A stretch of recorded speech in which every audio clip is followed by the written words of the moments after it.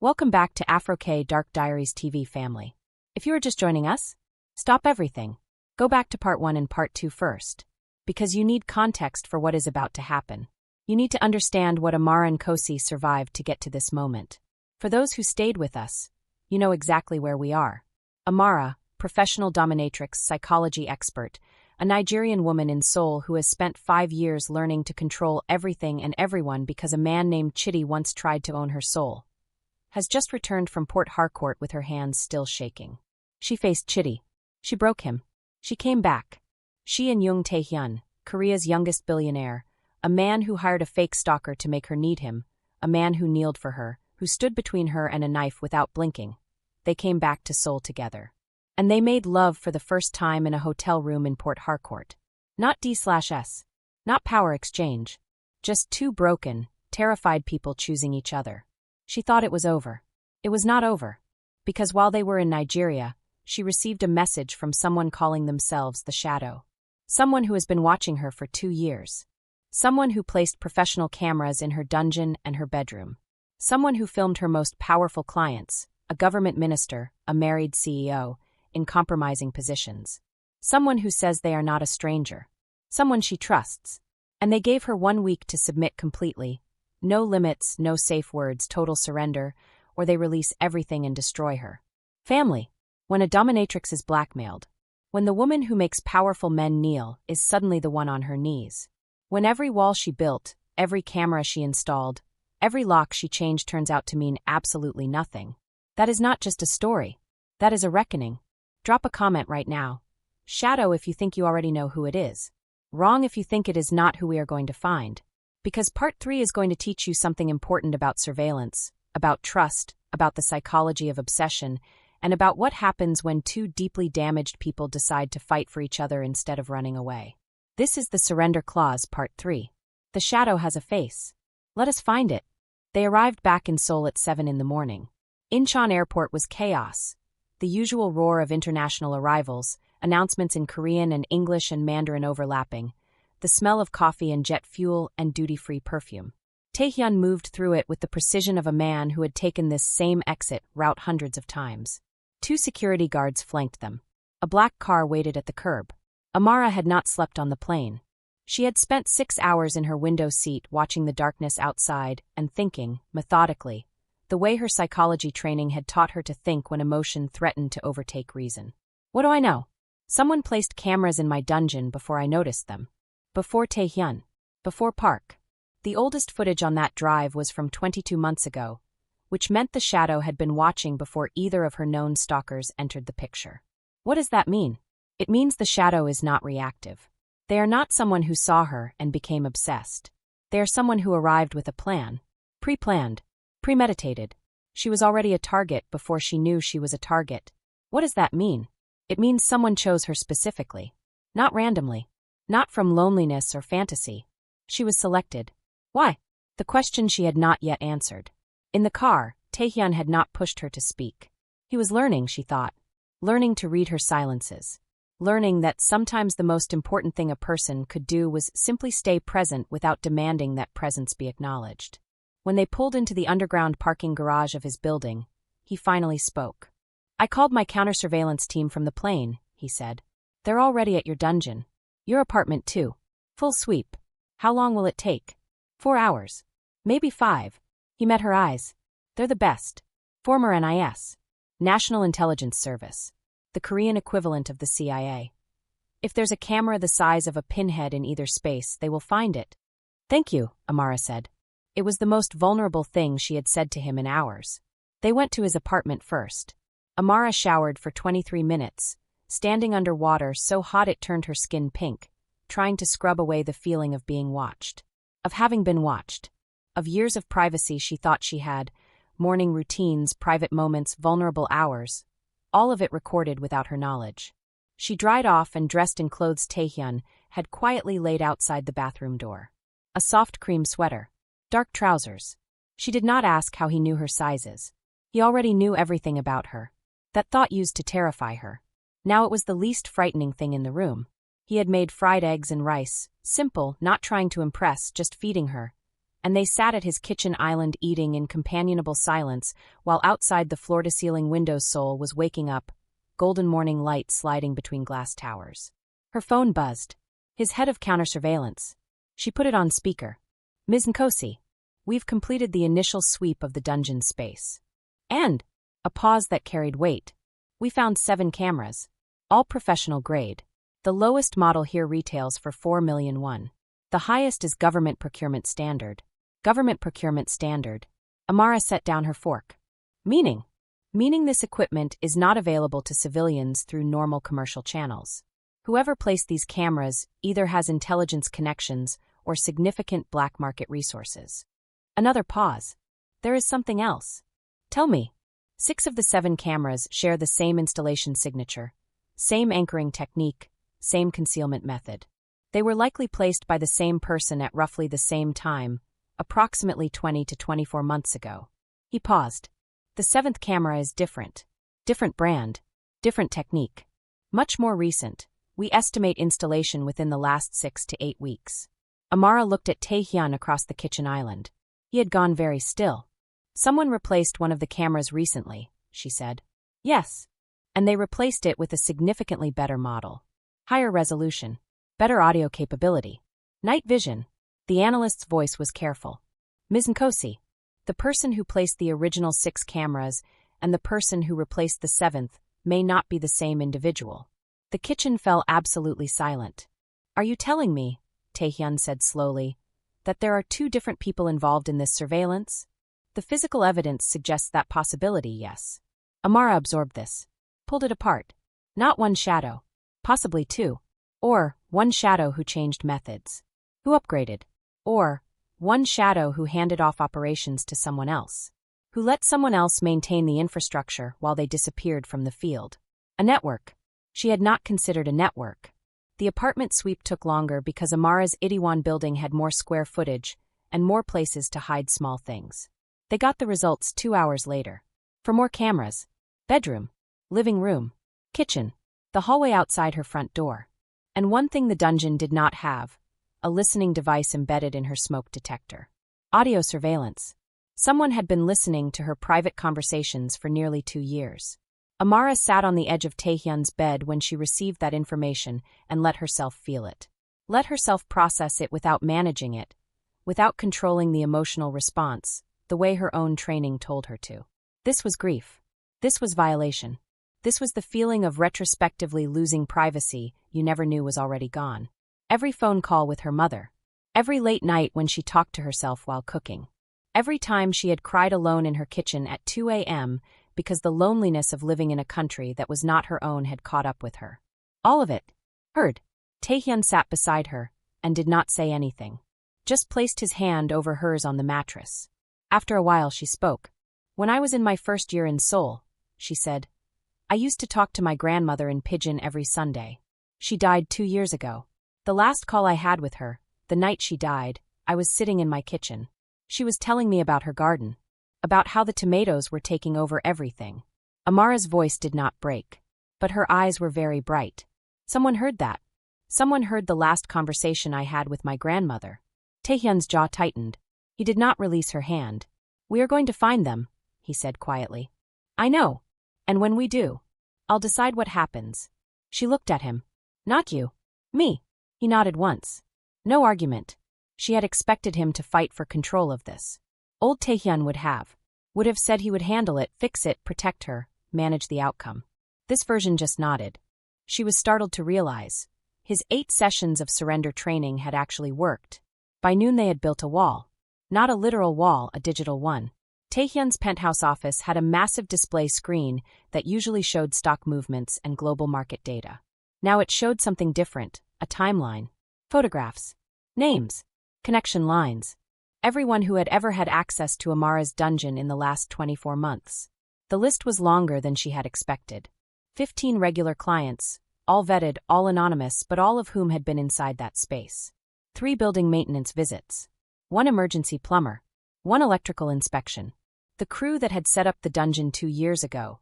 4 people hired through a specialist interior design company that dealt in discrete commercial spaces. Her assistant, Min-seo. Tae-hyun's security analyst, Choi Sung-woo, was walking them through the timeline with methodical calm, tapping each name as he spoke. Of the 15 clients, we can account for all 15's movements on the dates the original cameras were likely installed. None of them returned to the space outside scheduled sessions. The maintenance visits are documented and brief. Insufficient time to install multiple devices without being noticed. The setup crew, Amara said. 4 people. 1 has since moved to Busan. 1 to Canada. The 3rd works for a company with a verifiable work schedule. He paused at the 4th entry. The 4th member of that crew has no traceable employment records after leaving the setup job. No tax filings. No address updates. As if they simply disappeared, Tae-hyun said. Or changed identity. Sung-woo pulled up the 4th crew member's file. Limited information. A Korean man, early 40s, listed as a technical specialist in bespoke security installations. The referral for him had come through the interior design company. Who referred the design company to Amara? Tae-hyun asked. Sung-woo checked his files. His face changed. The referral came from Dr. Kim Jae-won's office. The room went quiet. Dr. Kim, the psychiatrist. The man who had referred Tae-hyun to Amara in the first place. The man whose note had called her skills particularly beneficial. The man who had, in Tae-hyun's words, threatened to have him committed, unless he sought help from her specifically. Everything pointed back to Dr. Kim. Amara looked at the timeline on the screen. That's 2 connections to Dr. Kim now. He referred the setup company for my dungeon. And he referred Tae-hyun to me as a client. And he has been Tae-hyun's psychiatrist for 3 years, Sung-woo added carefully. He would have access to detailed psychological profiles on Tae-hyun's vulnerabilities. His fears. His specific control patterns. His trust issues. If you wanted to engineer a scenario where Tae-hyun fell for Amara, really fell, not just hired a stalker as an impulse, but engineered the entire conditions of his obsession, you would start with his psychiatrist. You would give the psychiatrist a patient with specific psychological needs.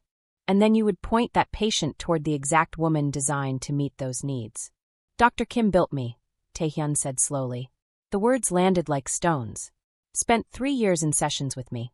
Documented every vulnerability. Every fear. Every specific thing I needed from a person to feel safe enough to surrender. He looked at Amara. And then he sent me to you. Who sent me to him first, though? Amara asked. Who referred me to Dr. Kim for the dungeon setup? Who told his office that I needed a security specialist for a professional space? Nobody spoke. Because the answer to that question would reveal not just who had access to the setup. It would reveal who had been planning this for longer than any of them had known. Amara's phone buzzed. A message from an unknown number in Seoul. She read it twice. Then she read it again. Min-seo has not come into work since we left for Nigeria, she said. I know, Sung-woo said. We checked. Her apartment in Mapogu is vacant. Lease terminated 3 days ago. Before we even got back. Yes. Amara looked at the wall of connections. At the timeline. At the invisible hand that seemed to reach through every entry on the list. Pull her hiring records, she said. I want to know who referred Min-seo for the assistant position. Sung-woo already had it open. He turned the screen toward them. The recommendation letter for Min-seo's hiring, filed 2 years ago when Amara had been looking for an assistant through a professional psychology network, was signed by one person. Dr. Kim Jae-won. Amara laughed. It was not a happy sound. He built the whole board, she said. Set up the dungeon. Placed his person inside as my assistant. Then sent Tae-hyun to me. He had eyes inside from the beginning. Tae-hyun was already reaching for his phone. I'm calling him. No. Amara put her hand over his. Not yet. Because if Dr. Kim is the shadow, if he built all of this himself, then calling him tells him we've found the trail. He disappears. We lose him. And if he is not the shadow? Amara's eyes narrowed. Then someone has been using him. Using his connections. His access. His patience. She looked back at the screen. Either way, we need to know which one it is before we make a move. Her phone buzzed again. Different number this time. A Seoul prefix she recognized after a moment. The Ministry of Justice. The Ministry of Justice sent a man, not a message. He arrived at Tae-hyun's building at exactly 2 p.m. That precision was itself a statement. Not the anxious, rushed arrival of someone in crisis. The measured, deliberate arrival of someone who had been planning this visit and wanted her to understand they were not panicking. The man was mid-50s. Gray suit. An anonymity of appearance, so complete it suggested it was cultivated rather than accidental. He introduced himself only as a representative of concerned interests. They met in Tae-hyun's conference room. Tae-hyun sat beside Amara. Neither of them spoke first. The man placed a folder on the table. Inside, printed screenshots from the drive the shadow had sent her. Amara kept her expression neutral. "You've seen the footage," she said. "The minister became aware of a potential security concern 3 days ago," the man said carefully. "He received an inquiry." "From whom?" "An anonymous broker. Operating through encrypted channels. The broker was offering acquisition opportunities." A pause. "Multiple acquisition opportunities," suggesting that various recordings of various individuals were available for purchase. Amara absorbed this. "The shadow isn't just blackmailing me. The shadow, as you call them, has been approaching multiple parties." The minister's name was one of several attached to the offer, along with 2 sitting judges, a National Assembly member, the CEO of a significant telecommunications conglomerate. The man's voice stayed entirely flat. The broker requested 50 million won per recording. Or, alternatively, they offered a bulk package for significantly more. 50 million won per recording. 15 clients over 2 years. If even half those sessions were captured and priced at 50 million won each. This was not personal. This was a business operation. A sophisticated, years-in-the-making intelligence operation that used Amara's dungeon as the collection point. Her clients as the inventory. She had been running a honeytrap without knowing she was the honey. "The minister wants the footage destroyed," Amara said. "All copies. Along with whoever holds them." "The minister wants," the man said carefully, "a resolution that does not involve the footage reaching public channels, legal proceedings, or foreign intelligence services." He paused. "He is prepared to offer significant assistance in identifying and neutralizing the threat. Resources. Access. Information you may not have. And in exchange, his name is removed from the equation. Permanently." Tae-hyun spoke for the first time since the man had sat down. His voice was very quiet and very clear. "You're asking us to clean up your minister's mess and guarantee his discretion, while he contributes what resources he should be using officially through law enforcement channels anyway." "Mr. Jung, the minister believes that official channels would be significantly less discreet, and that Ms. Nkosi, given her particular professional circumstances, might prefer a resolution that also stays outside official channels." He was right, and everyone in the room knew it. Amara had 20 seconds of silence where she simply thought. Then, what information does he have? The man opened the folder to a second page. A photograph. A surveillance photo, professional long lens, from a building across the street, showing the entrance to Dr. Kim's psychiatric practice in Gangnam. And standing outside it, in mid-conversation with Dr. Kim, was a figure she did not recognize. Male, Korean, expensively dressed. The photo's timestamp showed 3 weeks ago. The minister's own security team took this while investigating the broker's initial contact, the man said. They traced one communication back to a IP cluster associated with this location. Dr. Kim's building. The confirmation of their own theory. But with something added, a face. An unknown person meeting with Dr. Kim just 3 weeks ago. "Who is he?" Tae-hyun asked, leaning forward. "That," the man said, "is what the minister hopes you will be able to tell him." The meeting lasted 40 more minutes. When the man left, Amara and Tae-hyun sat alone in the conference room for a long moment without speaking. Finally she said, "This is not a stalker story anymore." "No," he agreed. "It's an intelligence operation. Someone has been running a professional surveillance business out of your dungeon. Probably for years. Your space was a collection point. Your clients were the targets. You were." He stopped. "Packaging," she said. The word tasted like ash. "I was the trusted environment. The safe container. The one thing that made powerful men feel certain no one was watching." She looked at the photograph of the unknown man. But someone was watching. Someone built the whole thing to make sure they were watching. So we find out who that someone is. Yes. Amara picked up the photograph. Studied the unknown man's face.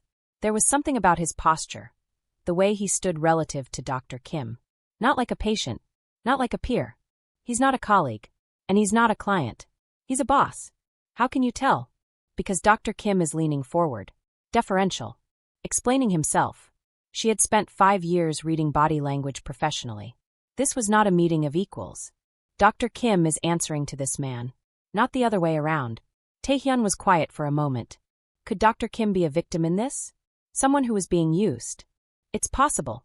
Or he's a willing participant who is lower on the chain than we thought. Amara set the photograph down. Either way, he's our next step. But we go to him carefully, in a way that tells us which one he is before he can choose his cover story. Her phone buzzed. She glanced at it. A message from a number she had never saved but recognized instantly. A message that had no greeting and no sign-off. The person you are looking for has been watching you longer than you know. Not 2 years. 5. They found you in Lagos before you ran. They followed you here. And everything, including Chidi's return, including Park, including Tae-hyun finding you, was engineered to bring you to this moment. To make you desperate enough to finally submit. You have 4 days left. Ask yourself, why Seoul? Why this city? Why did you really choose Korea to run to? Amara read the message 3 times. Her hands were not shaking this time, but something behind her ribs had gone very, very cold. Why Seoul? She had told everyone, told herself, that she chose Seoul because it was far from Nigeria. Because it had a strong job market for psychology professionals. Because the Korean interest in D/S psychology created a niche where she could establish herself quickly. Those things were all true. But they were not the only truth. There was a reason she had chosen Korea specifically. A reason that went back further than Port Harcourt. Further than Chidi. A reason she had never told anyone. Not even her mother. Tae-hyun had a panic attack at 4 p.m. It was the first one she had seen in person. Not reported in Dr. Kim's referral notes, not described in their sessions, but real and immediate in front of her. He had been standing at the window of his home office reviewing the photographs and the timeline when his breathing changed. Then his hands. Then the way he stood, suddenly rigid, like a man bracing against wind that only he could feel. Amara crossed the room and put her hand on his arm.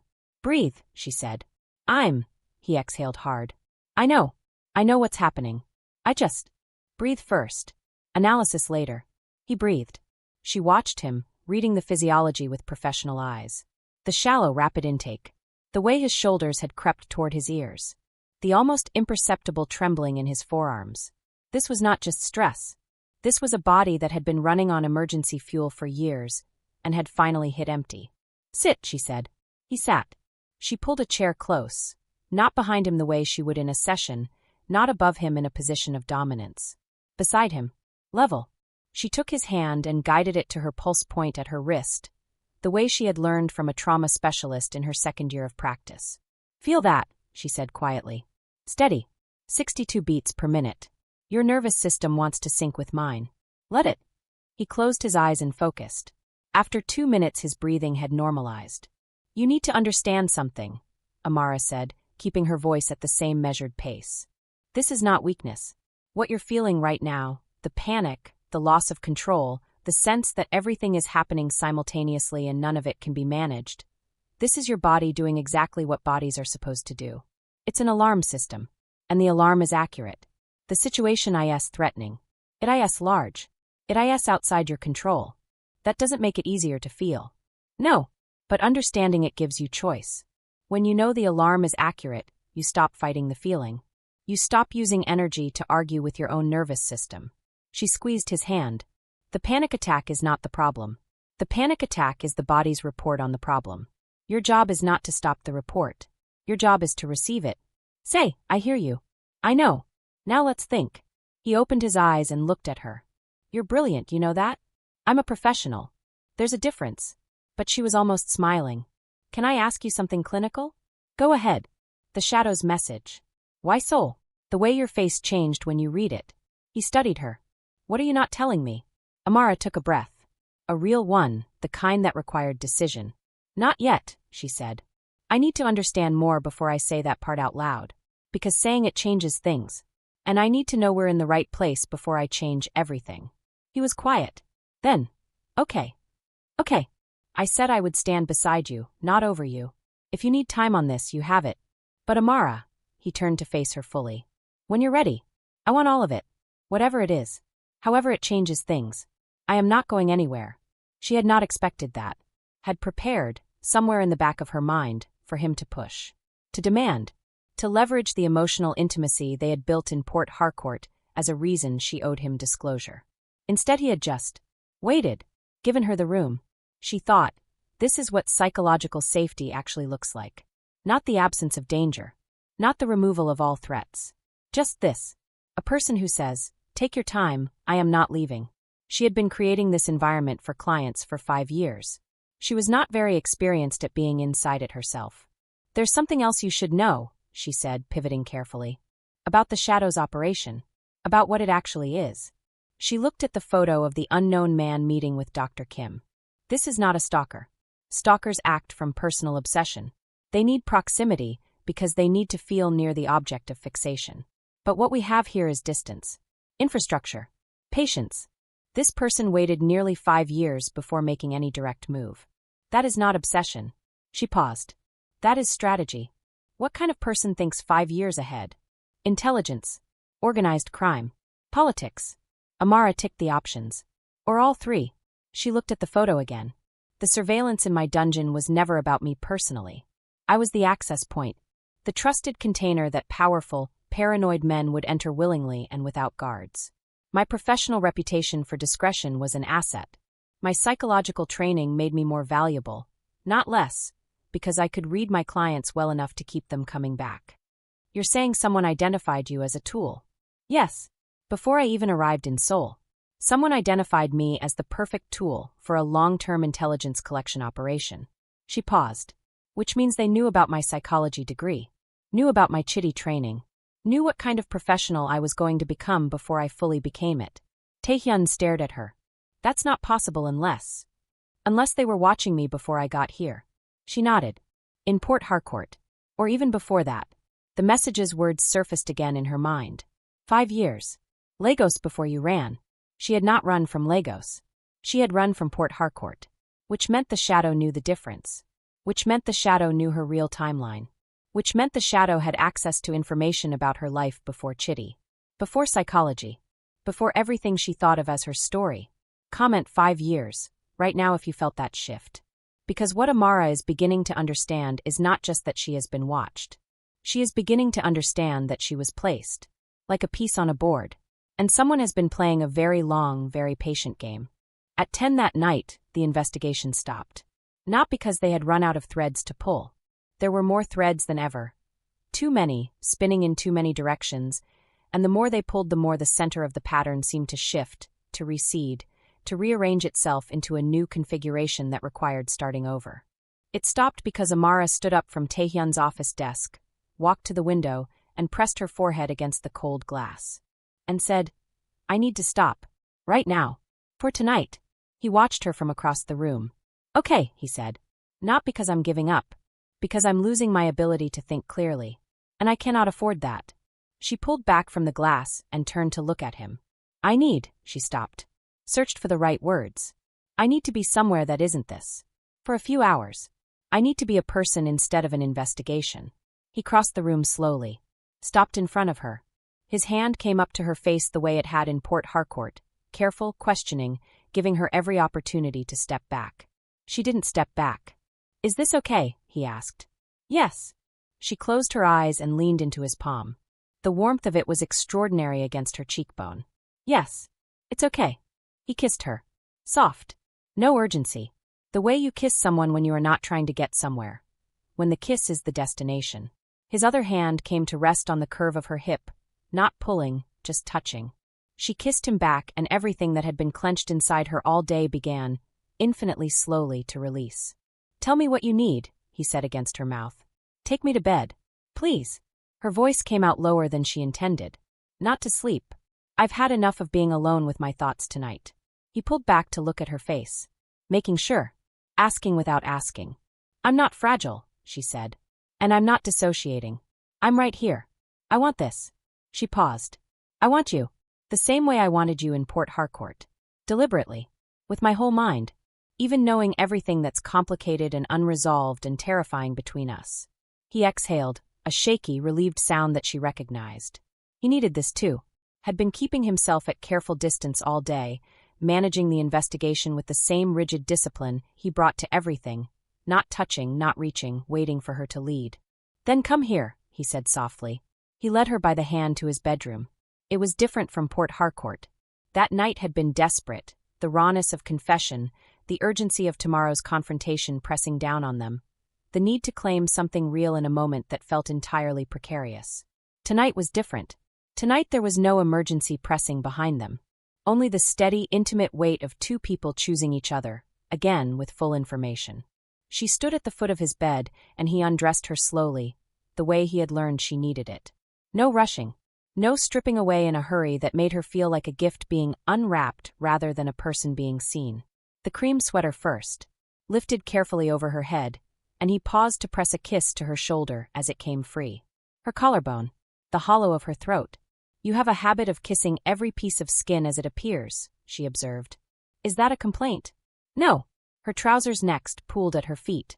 He crouched as he pushed them down and on his way back up dragged his mouth along the inside of her knee, her inner thigh, the soft skin just at the edge of her underwear, and then past it, continuing up over her stomach, her ribs, while she caught her breath. Her bra. He reached behind her with both hands, unclasped it, and when it fell away he simply held her with one hand splayed across her back and looked at her the same way he had in Port Harcourt. Not like a man cataloguing, but like a man genuinely in awe. "You're beautiful," he said. "You've said that before. It keeps being true." He kissed her sternum, her left breast, the curve beneath it. His hands moved down her sides to her hips, then back up slowly. Learning. She could feel him paying attention to every shift in her breathing, every place she softened or tensed. By the time he knelt, on his own initiative, no instruction from her, and pressed his mouth to the lace of her underwear, her hands were already in his hair. "Tae-hyun, stay still," he murmured against her. "I need you ready." The echo of Port Harcourt. Her breath caught. "More than ready," he continued, the warmth of his breath pressing through lace. "I need you desperate for me." "I'm all ready." She stopped because his hands had pulled the lace aside, and he had no more patience for fabric between them. He took his time. This was not a step toward something else. This was its own thing, careful, attentive, learning her rhythms the way she had taught him to learn music. She felt the pleasure build in slow, extraordinary waves, each one cresting, and then receding just slightly before he brought it back stronger. He was reading her the way she read her clients, watching, listening, adjusting, in complete service to what her body was communicating rather than what he imagined it should want. "There," she breathed, when he found the specific rhythm that made her thighs tighten. "Don't change that. Don't change anything about." He didn't change anything. She came the first time with her fingers gripped in his hair, and her back arched, and his name on her lips in a voice she barely recognized as her own. A deep, long, bone-deep wave that left her trembling and gripping his shoulders while he helped her down from it. He stood, kissed her. She tasted herself on his mouth, and felt a fresh pulse of want. "Bed," she said. He undressed himself, her hands helping with his buttons, his belt, both of them unhooking and pulling and discarding things until there was nothing left between them. And then he was above her, looking down at her face in the warm, low light of his bedroom, and the expression on his face was the same one she had seen that first time he had knelt in her dungeon. Surrender. Complete, willing, chosen surrender. "Tell me what you need," he said. Again. He kept asking. She realized this was his mantra, his version of the safe word system, except deployed the other way. Not stop. Just, what do you need? "I need your hands," she said. "First." "I'm still," she breathed. "Still processing. I need to come again before." "I know." He kissed her temple, her jaw, her mouth. His hand slid down between their bodies, and his fingers returned to what his mouth had been doing, the same rhythm, building her again while his body pressed warm against her side, and he watched her face as she rose back toward the edge. The second time was sharper. Faster. She gasped and gripped his forearm and felt tears sliding into her hair and did not apologize for them. "Still okay?" he asked. "So okay." She reached for him. "Now. I need you now." He moved over her. Their eyes met and held, both of them keeping that eye contact deliberately, the way they had in Port Harcourt, both of them committed to being here. In this room. In this moment. Not in Nigeria, not in the investigation, not in any of the complicated history that had brought them to this point. Just them. He pushed forward slowly, the same way he had the first time. Careful, watching, giving her body time to welcome rather than simply accept. She felt the stretch and breathed into it instead of against it. "Good," he asked. "Good," she said. "Keep going. Don't stop." He went deeper. She arched into him and urged him on with her hips and her hands, refusing to let him be as careful as his instincts wanted him to be. And when he was fully inside her, they both stilled for a long, overwhelmed moment, a breath held together, and then she exhaled and said, "Move. Tae-hyun. Move." He moved. He built slowly, the same patience he brought to everything, reading her the way she had taught him to read himself in their sessions. Not managing, not controlling, just feeling and responding to what the feeling asked for. She met every movement with her own, both of them learning the same rhythm, finding it together the way two people find the pace of a conversation they are genuinely invested in rather than performing. When she told him faster, he went faster. When she dug her nails into his back, he understood.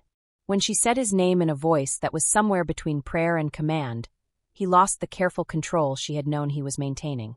His voice broke against her shoulder. Korean syllables she was still learning, a phrase she had not heard before, and she would ask him what it meant later.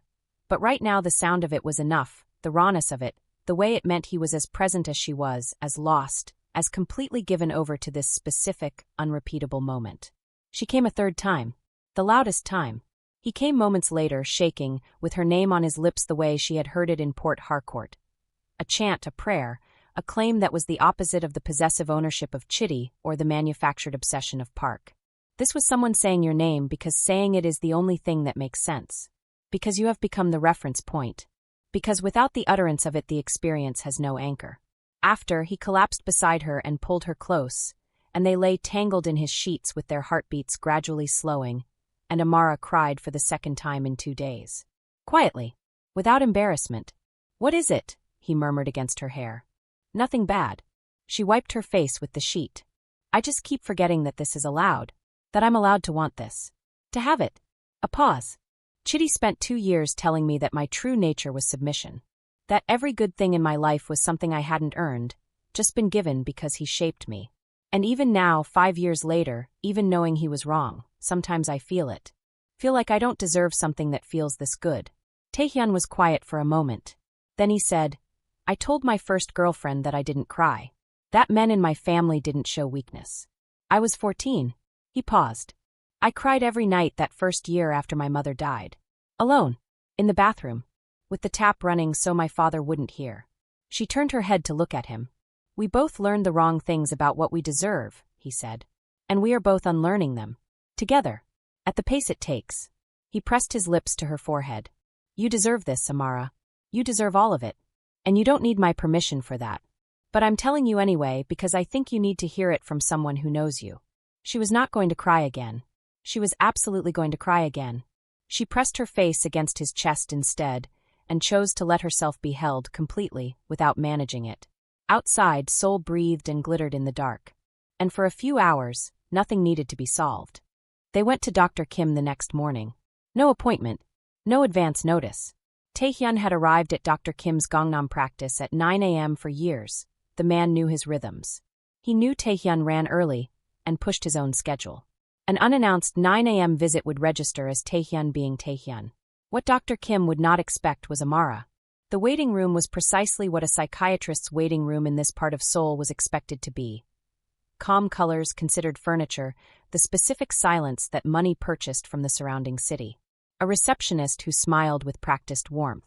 Certificates on the wall. When they were shown in, Dr. Kim's expression shifted through 3 emotions in under 2 seconds. First, pleasure. He liked Tae-hyun. Enjoyed his success stories. Second, surprise. He had not expected a woman. Particularly not this woman. Third, and this was the one Amara filed away, recognition. Followed immediately by an attempt to conceal the recognition. He knew who she was. Not from Tae-hyun's descriptions. From before. "Mr. Jung," he said, recovering smoothly. "This is unexpected. And this is Amara Nkosi," she said, before Tae-hyun could introduce her. She watched Dr. Kim's face. "You know my work. Your reputation in the professional community is." "I didn't say my reputation. I said my work." She sat down without being invited. "You referred Tae-hyun to me specifically. You also recommended the interior design company that fitted my professional space.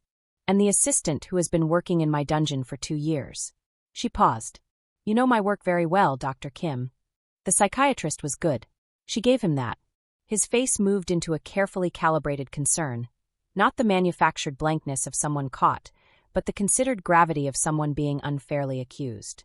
"Ms. Nkosi, I can assure you that these referrals were made in good faith as professional recommendations. We have a photograph," Tae-hyun said quietly, "of you meeting with an unidentified man outside this building 3 weeks ago. From a Ministry of Justice surveillance operation. The room went very still. The Ministry of Justice. Tae-hyun had placed it like a card on a table, deliberate, unmoved, watching for the reaction. Dr. Kim's breathing changed. Barely. But Amara caught it. Not guilt. Fear. What photograph? Dr. Kim said. And the question came out slightly too fast. Tae-hyun laid the printed image on the desk. Dr. Kim looked at it for 5 full seconds without speaking.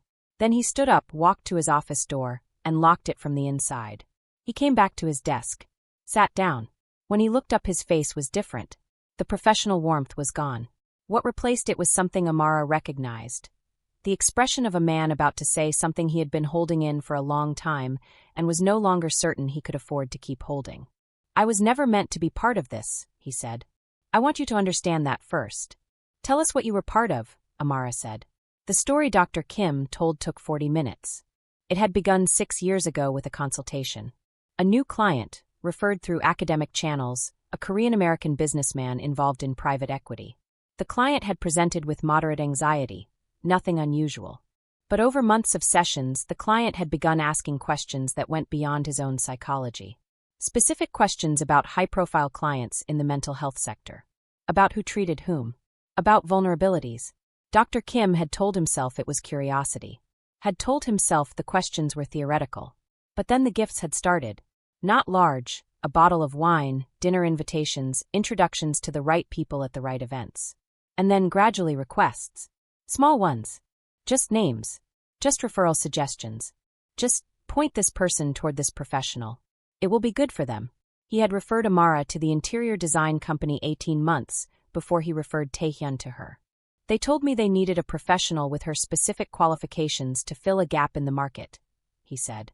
That there were powerful men in Seoul who needed what she offered, and the existing practitioners weren't trustworthy enough. That she would thrive. That I would be helping her. You were building a trap, Amara said. Her voice was even. I didn't know it was a trap. Not then. He looked at his hands. Later I began to suspect. When I realized the referral company was connected to certain business interests. When I noticed that Min-seo, your assistant, had come to me through the same network. I tried to step back. Tried to stop. He looked up. And then they made it clear to me that stepping back was not an option.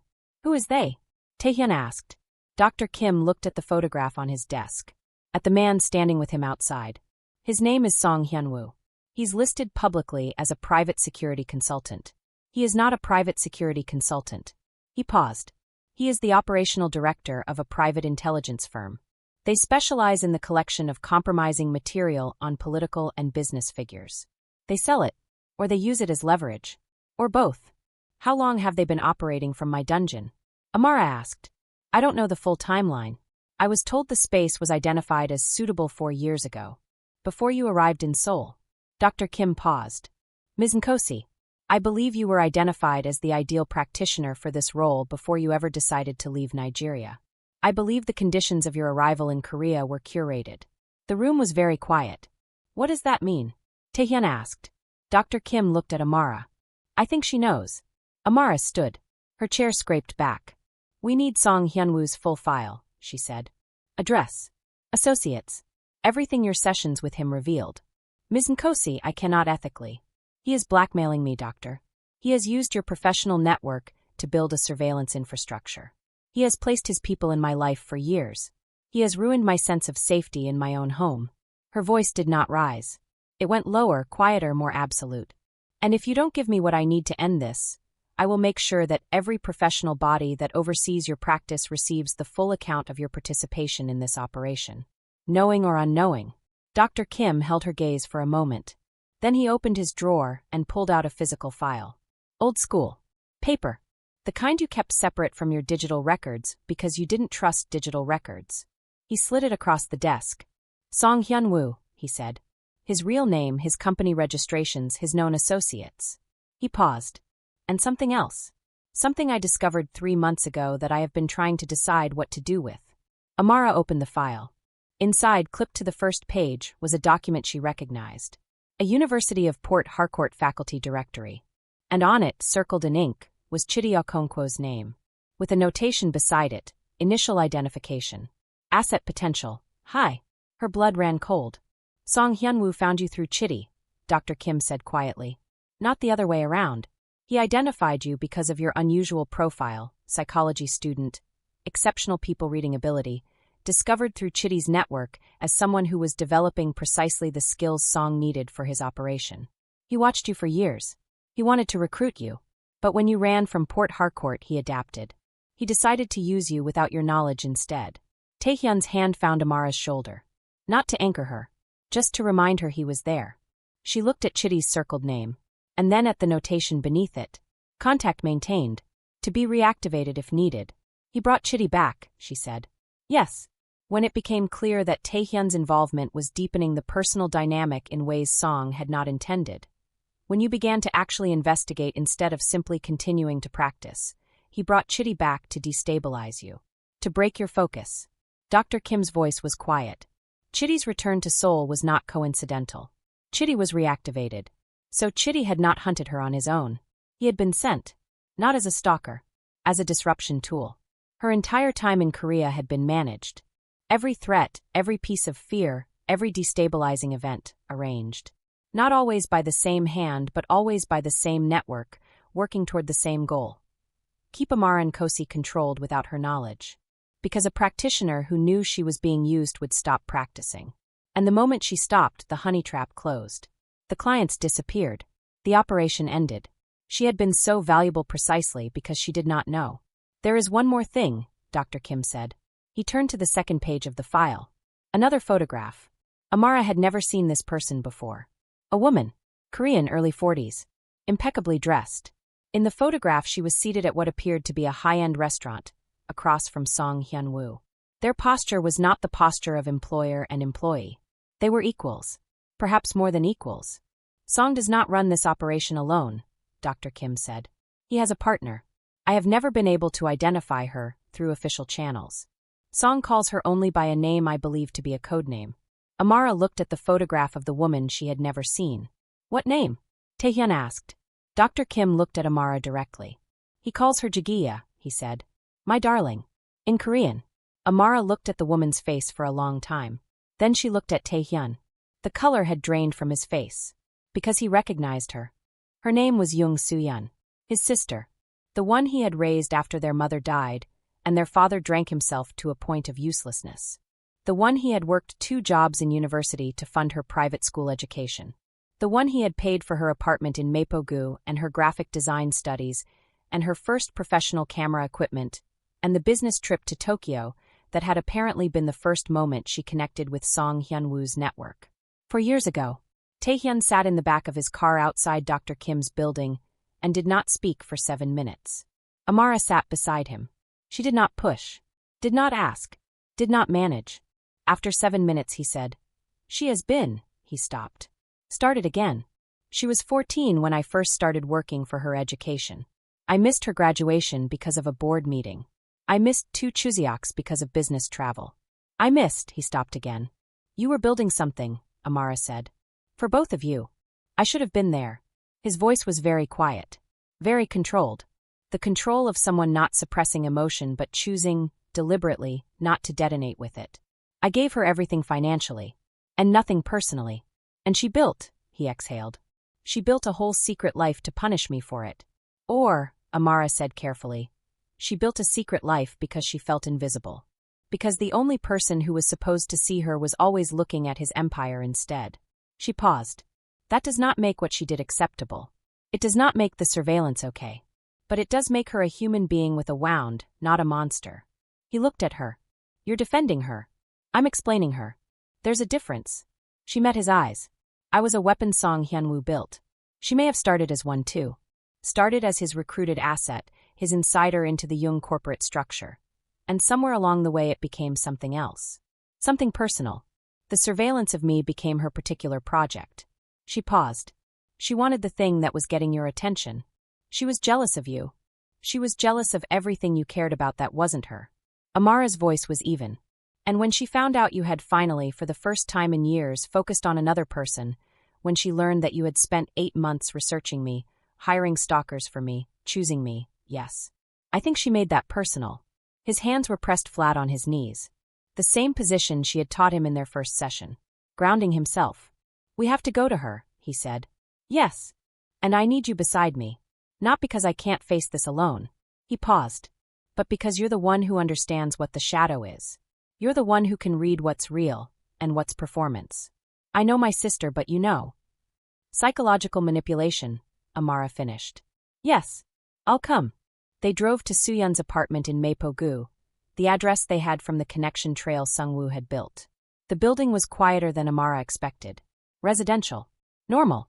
A building full of people living normal lives, and a woman on the third floor who had spent 4 years being both a sister and a shadow. The door was unlocked. Not forced open. Simply unlocked. As if someone had left in a hurry and not cared to secure it behind them. They stepped inside. The apartment was not empty. But it was in the process of being vacated. Half-packed boxes. A stripped bed. The particular abandoned feeling of a space where the person has not left, but the intention to leave is already total. And on the living room wall, the wall Amara had imagined in the car, the wall she had been mentally preparing for since the shadow's first message, a board. Not the messy, obsessive board of fiction and true crime documentaries. This was methodical, organized, color-coded. A board that reflected years of deliberate construction rather than obsessive spiral. Photographs of Amara. Dozens. From her dungeon, from her street, from her building entrance, from angles Amara now recognized as the cameras. Her daily schedule mapped across 18 months. Client names with their positions noted beside them. The minister, the CEO, the judges, the assembly member. Each one documented. And on a separate section of the board, Jung Tae-hyun. His schedule. His panic attacks, noted in her handwriting with clinical precision. His therapy sessions logged by date. His visits to Amara, marked with a different color. A yellow pin for each visit. 12 yellow pins. She was tracking his therapy progression, Amara said quietly. Monitoring how close he was getting to me. Waiting for the moment when it became serious enough to, she stopped. On the edge of the board, almost as an afterthought, was one more photograph. Amara had never seen the location before. A building somewhere outside Seoul. Institutional. Old. And a name written underneath in Soo-Yeon's careful handwriting. A name Amara knew. A name that connected to the reason she had really come to Korea. The reason she had never spoken aloud. Not even to her mother. She took a step closer. Her hand reached out and touched the edge of the photograph. "Tae-hyun," she said. Her voice had changed. "What is it?" She turned to look at him. All the color in her face had been replaced by something pale and absolute. "I need to tell you something," she said. "And I need you to understand that I am telling you because I am choosing to. Not because the shadow forced it. Not because the investigation revealed it." She took a breath. "Because I am choosing you. Completely. Which means I'm choosing to give you this too." He was very still, watching her. "There is a reason I came to Korea," she said. "A specific reason. Not the job market. Not the distance from Nigeria." She paused. "I came here because someone is here. Someone I have been trying to find for 6 years. Who?" Amara's hands were steady. She had made the decision, and it was already made, and the only thing left was to say it out loud. "My father," she said. "My biological father. He is Korean. He has been in Korea since before I was born. He does not know I exist." She held Tae-hyun's eyes. "And Song Hyun-woo's network found him 6 years ago. Before I did. They found him, and they have been using what they know about him as the leash around my neck before I even knew the leash existed." The apartment was silent. Tae-hyun crossed the room and took her face in both hands. He did not ask questions. Did not demand details. Just held her face and looked at her with an expression that said, "I see you. All of you. And I am not leaving." "Okay," he said quietly. "Then we find him. Together. And we take Song Hyun-woo's leash and we burn it." Her eyes closed. "Okay," she said. Behind them, from somewhere in the apartment, the sound of a door. They both turned. Standing in the hallway to the bedroom, holding a phone loosely at her side, was a woman in her mid-20s. Small, dark-haired. She had Tae-hyun's jaw and her mother's eyes, which was how Amara recognized her even though she had only seen her in a photograph. Jung Soo-Yeon. She had not fled. She had been waiting for them. She looked at her brother for a long moment. Then at Amara. Something moved across her face, not guilt exactly. Something older and more complicated than guilt. Then she said in Korean that Amara could now mostly follow. "I am not the shadow."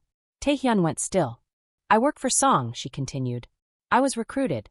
I built his surveillance infrastructure in this city. I placed the cameras. I managed Min-seo. Her jaw tightened. But I am not the shadow who sent those messages. I am not the one running the blackmail operation. She paused. 3 months ago, Song changed. He started making decisions I was never briefed on. The blackmail offer to the clients, I did not know about that. The ultimatum to Amara, I did not send it. She looked at her brother. Song has a new partner. Someone inside his network who I have never met. Someone who took over the direct operation and kept me out of the loop. Why? Amara asked.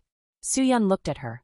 Because whoever the real shadow is, whoever is sending those messages, they want something Song never wanted. Song wanted leverage. Money. Control of powerful people. She paused. The real shadow wants you. Specifically. Personally. The blackmail operation, the clients, the footage, that is just the mechanism. The goal is you. A photograph. Slid across the floor from where Soo-Yeon stood, like a white flag. Amara picked it up. A face she did not recognize. Who is this? Tae-hyun asked. Soo-Yeon looked at Amara when she answered. That is Lee Jun-seo, Song's new partner. The one who sent you the ultimatum. She paused. I do not know his real motivation. But I know what he said when I was accidentally present for one conversation. He said, she stopped. Swallowed. As if even repeating the words felt dangerous. He said, she does not know what she is. She does not know what she was built for. And she will never know unless I show her. The room was very cold. Outside the apartment window, Seoul went on being Seoul. Indifferent to the 3 people standing in a half-packed room with a wall full of evidence and a mystery that had just grown a whole new dimension. She does not know what she is. She does not know what she was built for. Amara looked at the photograph of Lee Jun-seo. Then at Soo-Yeon. Then at Tae-hyun. For days, she said. That's what the shadow gave me. 3, Soo-Yeon corrected. The clock started when you landed at Incheon. 3 days left. 3 days to find a man who had been building toward this moment for longer than any of them had been counting. 3 days before whatever total surrender, no limits, actually meant would be enforced. 3 days to find her father before someone else used him. 3 days. Amara rolled her shoulders. Set her jaw. Then, she said, we start tonight. Family. I need you to breathe right now. Because we have been in the water this whole episode, and we just discovered the ocean is much deeper than we thought. Let us list what we now know. The shadow is not Chidi. Not Park. Not Dr. Kim. Not Soo-Yeon. The shadow's name is Lee Jun-seo. And they believe Amara was built for something. Something she does not know about herself. Amara's real reason for coming to Korea is her biological Korean father. A man who has never known she exists. A man Song Hyun-woo's network found 6 years ago and has been holding as leverage without her knowledge. Taehyun's sister Soo-Yeon is not a monster. She is a wounded person who made catastrophic choices in the shadow of a brother who gave her everything except presence. And she is now apparently trying to help. And the shadow has 3 days left to collect whatever it is they believe Amara owes them. 3 days. We are not close to the end of this story, family. We are close to the beginning of the part that matters most. Comment father, if you need to know about Amara's biological Korean father. Comment built for what, if Lee Jun-seo's words are breaking your mind. Comment Song, if you think she deserves a chance to redeem herself. Comment Tae-hyun stay, if you believe he is going to hold through everything that comes next. Because part 4 is going to show us. Who is Lee Jun-seo really? What did he mean when he said she was built for something? Who is Amara's Korean father? And does he know more than he has told anyone? Can Tae-hyun and his sister rebuild anything? Or is it too far gone? What does total surrender, no limits, no safe words actually mean? And will Amara ever be forced to find out? This is Afro-K Dark Diaries TV. That was part 3 of the surrender clause.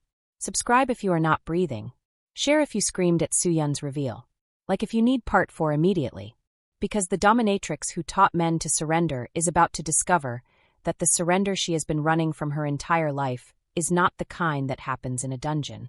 It is the kind that happens when you finally stop running and let the truth of who you are catch up with you. She does not know what she is, but she is about to find out. To be continued in part 4. The Father's Debt.